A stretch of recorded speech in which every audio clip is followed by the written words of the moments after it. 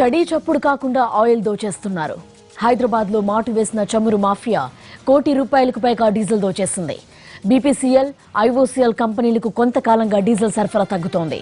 గట్కేసర్ నుంచి విడుదలవుతున్న డీజిల్ కు కంపెనీలకు చేరుతున్న దానికి పొంతన లేకపోవడంతో యాజమాన్యానికి అనుమానం వచ్చింది. దాంతో కీసర పోలీసులను ఆశ్రయించారు.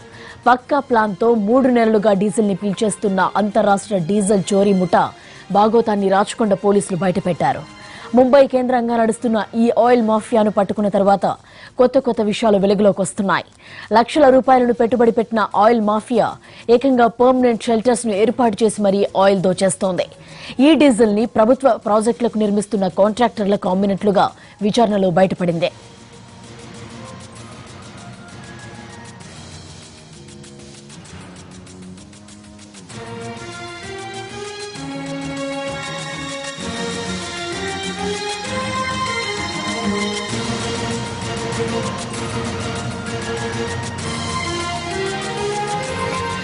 గట్కేసర్ నుంచి చర్లపల్లి వరకు ఆయిల్ పైప్ లైన్ ఉంది.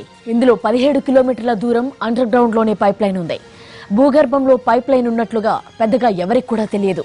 అయితే అక్కడక్కడ బోర్డులు మాత్రం కనిపిస్తాయి. ఎలాంటి లీకేజ్ కనిపించినా వెంటనే తమకు సమాచారం ఇవ్వాలని ఆ బోర్డుల్లో ఉంటుంది. అయితే ముంబై మాఫియా ఈ విషయాన్ని గమనించింది. సైలెంట్ గా వర్కౌట్ చేసి డీజిల్ దోచేయడానికి ఏర్పాటు చేసుకుంది. కీసర పోలీస్ స్టేషన్ పరిధిలో ఓ వ్యక్తికి చెందిన ఎకరం స్థలాన్ని పాత ఇనుప సామానును నిల్వ చేస్తామంటూ గత ఏడాది అక్టోబర్లో లీజుకు తీసుకున్నారు. ఇక్కడి నుంచి డీజిల్ పైప్ లైన్ కేవలం 2 మీటర్ల దూరంలో ఉంది. ఈ స్థలంలోనే డీజిల్ దోపిడీకి తెరలేపారు. హైదరాబాద్ ను అడ్డాగా చేసుకున్న ఆయిల్ మాఫియా 20 లక్షల ఖర్చుతో పర్మనెంట్ టిన్ వాల్స్ ఏర్పాటు చేసింది. వర్కర్స్ కోసం లోపల ఇంకో గది నిర్మించుకున్నారు. ఈ ఇనుప గోడలను చాలా ఎత్తున నిర్మించారు. లోపలికి ఎవరూ రాకుండా పెద్ద గేట్ ఏర్పాటు చేసుకున్నారు.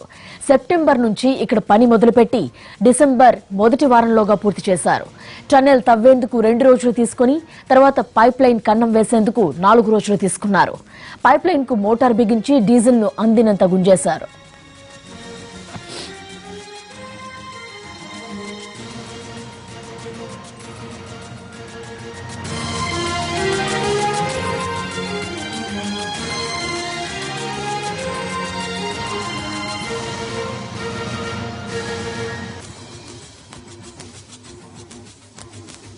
మొత్తం 4 నెలల పాటు ఈ పైప్ లైన్ కు కన్నం వేసేందుకు ప్లాన్ చేసినట్లుగా పోలీసుల విచారణలో బయటపడింది. డిసెంబర్ నుంచి ₹1 కోటి విలువైన డీజిల్ ని దోచేశారు. ఆ డీజిల్ ని అమ్మేందుకు మధ్యవర్తుల ద్వారా 8 మందిని చేర్చుకుని ట్యాంకర్ల ద్వారా వరంగల్, బాచుపల్లి, బూర్గుల, కోయలకొండ, ధర్మాబాద్ తో పాటు మహారాష్ట్ర బ్లాక్ మార్కెట్స్ లో అమ్మారు.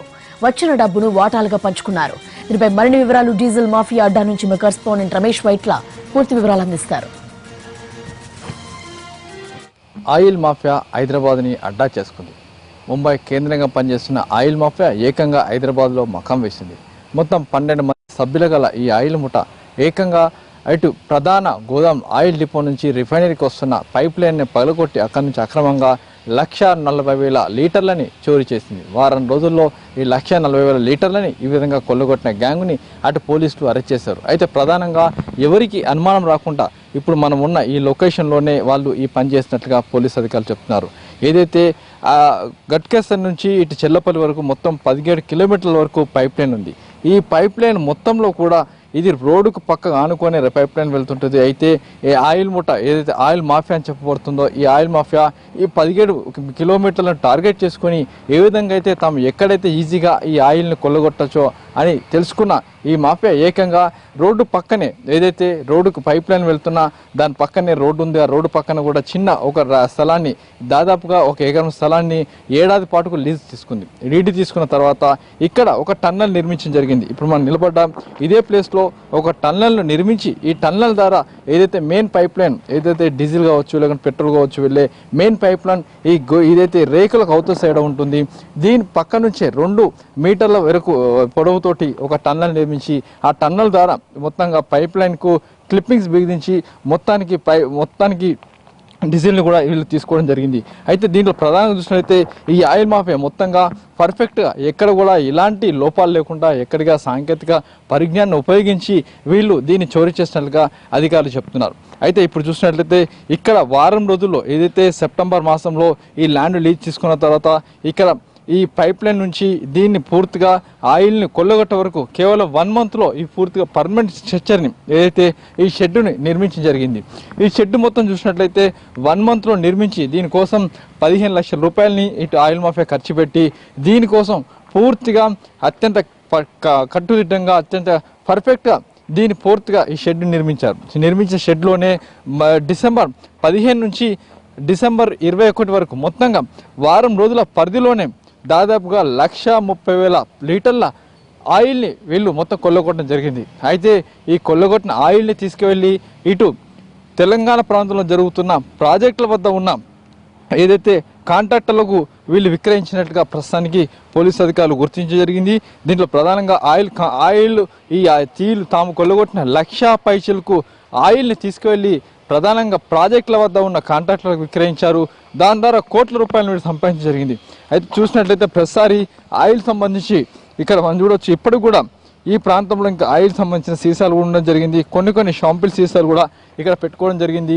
ఈ ఆయిల్ మాఫియా పెద్ద మొత్తంలో ముంబైలో ఇలాంటి పనులు చేసిన ఆయిల్ మాఫియా ఇప్పుడు ఏకంగా హైదరాబాద్ను టార్గెట్ చేసుకుని వీళ్ళు ఇదే విధంగా కొల్లగొట్టడాన్ని పూర్తిగా అధికారులు విస్మయం వ్యక్తం చేస్తున్నారు. అయితే తమకు 17 కిలోమీటర్ల పైప్ లైన్ ద్వారా వస్తున్న ఈ ఆయిల్లో కొంత షార్టేజ్ ఉందని గుర్తించిన అధికారులు వెంటనే పోలీసులకు సమాచారం ఇచ్చారు. ఈ సమాచారాన్ని అందుకున్న పోలీసులు ఏకంగా కేసు నమోదు చేసి ఇన్వెస్టిగేషన్ ప్రారంభించడంతో 17 కిలోమీటర్ల వరకు ఎక్కడ ఏ విధంగా అసలు ఉన్న కొత్త స్ట్రక్చర్లు ఏమైనా వచ్చాయా, అసలు ఏం జరిగింది అన్న కోణంలో విచారించినప్పుడు ఇక్కడ కొత్తగా ఈ స్ట్రక్చర్ వచ్చినట్టుగా ఏదైతే ఈ నిర్మాణం వచ్చినట్టుగా గుర్తించి దీని మీద వారం రోజుల పాటు పోలీసులు కన్ను పెట్టి నిఘా పెట్టి పూర్తి స్థాయిలో విచారణ జరపడంతో ఇక్కడి నుంచే ఆయిల్ మాఫియా ఆయిల్ కొల్లగొట్టడం జరుగుతుందని అధికారులు గుర్తించి ఈ మేరకు ఇక్కడున్న ఏదైతే 4గురిని అరెస్ట్ చేయడం జరిగింది. అయితే ఇంకొక 8 మంది ప్రస్తుతానికి పరారులో ఉన్నారు. వాళ్ళని కూడా పట్టుకునేందుకు ప్రయత్నం చేస్తామని అధికారులు చెప్తున్నారు.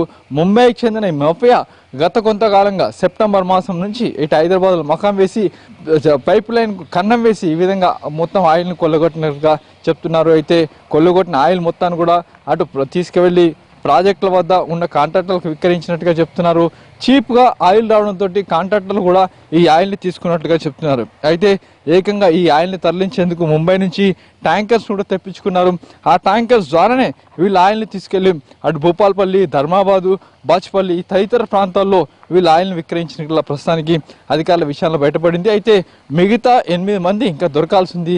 ఆ వాళ్ళు దొరికిన తర్వాత కానీ పూర్తి వివరాలు కూడా వెల్లడయ్యే అవకాశం అయితే లేదని చెప్పవచ్చు. ఎందుకంటే దీంట్లో ముంబై మాఫియా హస్తం ఉంది, తర్వాత లోకల్గా ఉన్న ఒక 4 హస్తం ఉంది. కాబట్టి వీళ్ళందరిని సంబంధించి దొరకడానికి ఇంకా కొంత సమయం పడుతుంది. వాళ్ళు దొరికిన తర్వాత పూర్తి వివరాలు ఇంకా వెల్లడయ్యే అవకాశం ఉన్నట్లుగా అధికారులు చెప్తున్నారు. కెమెరా పర్సన్ సంతోష్తో రమేష్ వైట్ల, ఎన్టీవీ.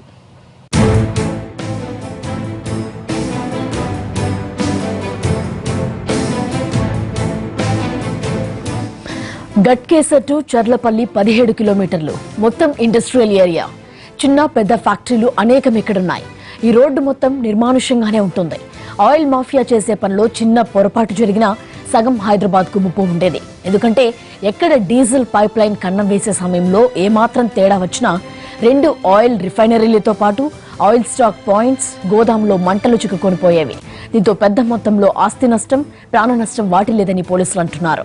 ట్యాంకర్ల నుంచి అక్రమంగా డీజిల్, పెట్రోల్ ను దొంగిలించడమే కాకుండా భూమిలో సరఫరా అవుతున్న ప్రధాన పైప్ లైన్ కు కన్నం వేసి కూడా డీజిల్ ని దొంగిలిస్తున్నారంటే మాఫియా ఏ స్థాయిలో తెగబడుతుందో అర్థం చేసుకోవచ్చు. ప్రధాన పైప్ లైన్ నుంచి డీజిల్ చోరీ చేస్తున్న క్రమంలో ప్రమాదం జరిగితే చుట్టుపక్కల గ్రామాలు, ప్రజల పరిస్థితి ఏంటని పలువురు ఆవేదన వ్యక్తం చేస్తున్నారు. ఇప్పటికే దొంగతనం చేసిన ఆయిల్ సరిగా నిల్వ చేయకపోవడం, జాగ్రత్తలు తీసుకోకపోవడంతో అగ్ని ప్రమాదాలు జరుగుతున్నాయి. అక్రమార్కులపై పోలీసులు దాడులు చేస్తున్నా, నిందితులను కటకటాల్లోకి నెడుతున్నా పెట్రోల్ మాఫియా మాత్రం రోజుకో కొత్త ఎత్తుగడతో రెచ్చిపోతుంది.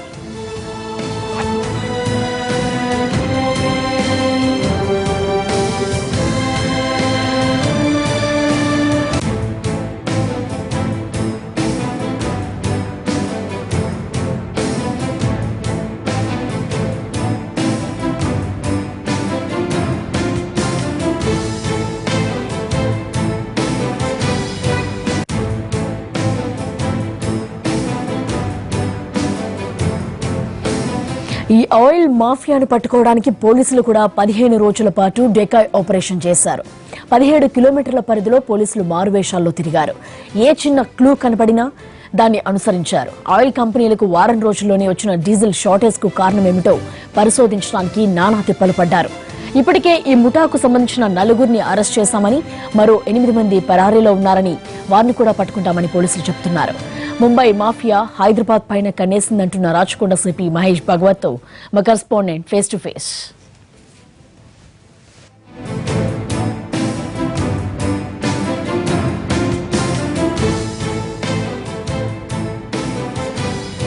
హైదరాబాద్లో ఆయిల్ మాఫియా రెచ్చిపోతుంది.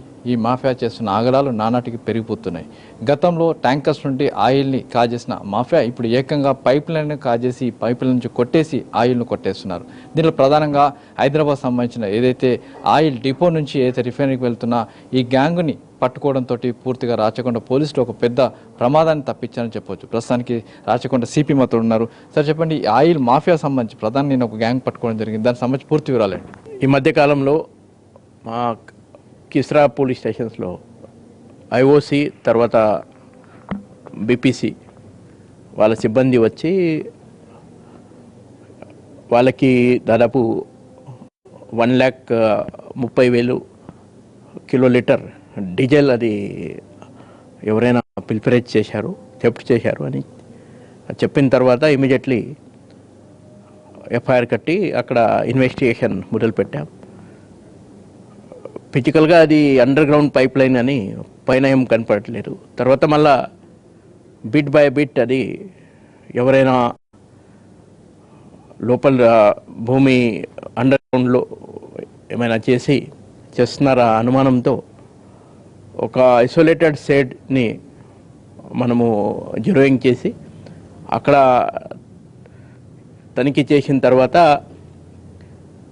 ఆ షెడ్లో ఒక పైప్ బయట వస్తున్నాయని మన దృష్టిలో వచ్చింది.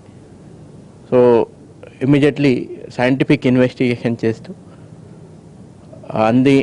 అక్కడ చూసిన తర్వాత ఒక 3 మీటర్ లెంత్ 2 మీటర్ డెప్త్లో ఒక టన్నెల్ వాళ్ళు తయారు చేసి ఆ సురంగం ద్వారా పైప్ లైన్ దాకా రీచ్ అయ్యి మళ్ళీ అక్కడ ప్రొఫెషనల్గా వాళ్ళు అక్కడ ఆ పైప్ని ఇన్సర్ట్ చేసి అక్కడ ఈ దొంగతనం చేస్తున్నట్లు ఇన్ఫర్మేషన్ వచ్చింది. నిజంగా ఏమైనా జరిగితే ఎలా ఉండేది? అదే భయంతో మనం ఈ ఇన్వెస్టిగేషన్ అది మొదలు పెట్టాము.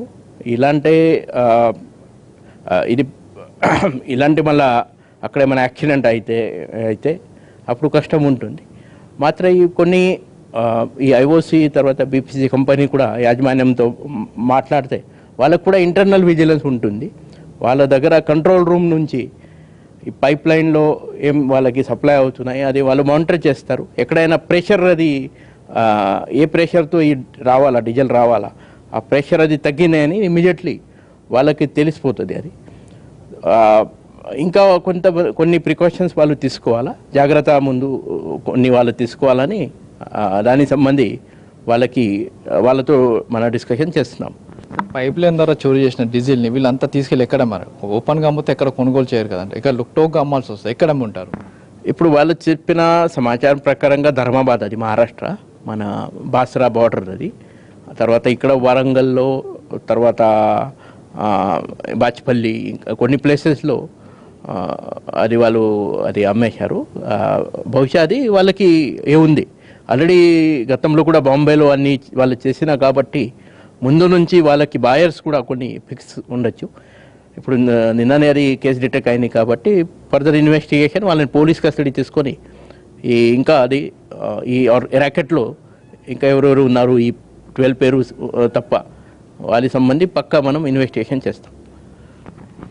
రిఫైనరీలకి చూసినట్లయితే రాచకొండ పోలీస్ కమిషనర్ పోస్ట్కి అబ్గా ఉందని చెప్పొచ్చు. అంతేకాదు ఆయిల్ డిపోస్ కూడా పెద్ద ఎత్తున ఇటు రాచకొండ లిమిట్స్లో ఉన్నాయి. అయితే దీంట్లో ఎప్పటికప్పుడు ఇలాంటి మాఫియాలు రెచ్చిపోతుంటాయి, ఇలాంటి మాఫియాలు వస్తూ ఉంటాయి. అయితే దీన్ని ఎప్పటికప్పుడు కట్టడి చేసేందుకు అధికారులు తీవ్ర ప్రయత్నాలు చేస్తున్నారు. అయితే నిన్న జరిగిన ఈ సంఘటనకు సంబంధించి ఆయిల్ పైప్ లైన్ నుంచి లిజిన్ చోరీ చేయడం అనేది పూర్తిగా తీవ్ర నేరమని చెప్తున్నారు. అయితే ఇది జరిగిన పక్షంలో హైదరాబాద్లో 17 కిలోమీటర్స్ సంబంధించి పూర్తిగా నాశనమయ్యే పరిస్థితి కూడా కనబడింది. అయితే దీనికి సంబంధించి పోలీసులు ముందస్తుగా అరెస్ట్ చేయడంతో పెద్ద ప్రమాదం తప్పిందని చెప్పొచ్చు. కెమెరా పర్సన్ సంతోష్తో రమేష్ వెట్ల, ఎన్టీవీ.